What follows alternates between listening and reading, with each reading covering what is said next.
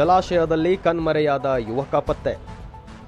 ಹೌದು, ನಿಪ್ಪಾಣಿ ಪಟ್ಟಣದ ಗಣೇಶ್ ಕದಂ ಹಾಗೂ ಪ್ರತೀಕ್ ಪಾಟೀಲ್ ಎಂಬ ಯುವಕರು ನಿನ್ನೆ ನಿಪ್ಪಾಣಿಯಿಂದ ಪ್ರವಾಸಕ್ಕೆಂದೇ 13 ಜನ ಯುವಕರ ತಂಡದ ಜೊತೆಗೆ ಮಹಾರಾಷ್ಟ್ರದ ಕೊಲ್ಲಾಪುರ ಜಿಲ್ಲೆಯಲ್ಲಿರುವ ಕಾಳಮ್ಮವಾಡಿ ಜಲಾಶಯಕ್ಕೆ ತೆರಳಿದ್ದರು. ಈ ವೇಳೆ ಗಣೇಶ್ ಹಾಗೂ ಪ್ರತೀಕ್ ಇಬ್ಬರು ಯುವಕರು ಕಾಳಮ್ಮವಾಡಿ ಜಲಾಶಯದಲ್ಲಿ ಕಣ್ಮರೆಯಾಗಿದ್ದರು. ಈ ವೇಳೆ ಎಂಡಿಆರ್ಎಫ್ ತಂಡ ಹಾಗೂ ಕೊಲ್ಲಾಪುರ ಪೊಲೀಸರು ಪರಿಶೀಲನೆ ನಡೆಸಿದ್ದರು. ಪ್ರತೀಕ್ ಪಾಟೀಲ್ ಶವ ಪತ್ತೆಯಾಗಿದ್ದು, ಇನ್ನು ಗಣೇಶ್ ಕದಂಗಾಗಿ ಶೋಧ ಕಾರ್ಯ ಮುಂದುವರೆದಿದೆ. Bureau report, news 16 Kannada, Nippani.